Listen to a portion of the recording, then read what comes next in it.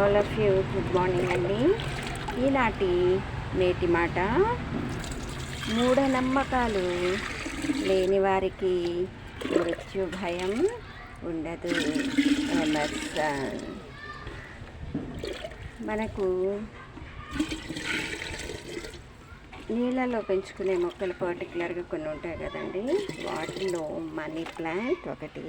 చక్కగా ఇలాగా బాటిల్స్లో కానీ మీ ఇంట్లో ఇలా వేస్ట్ ఏదైనా ఉన్నది అనుకోండి, దాంట్లో ఇలాగ పెట్టేసేస్తే నియర్లీ 1 month వరకు వీటిని కదిలించకుండా చక్కగా పెంచుకోవచ్చు.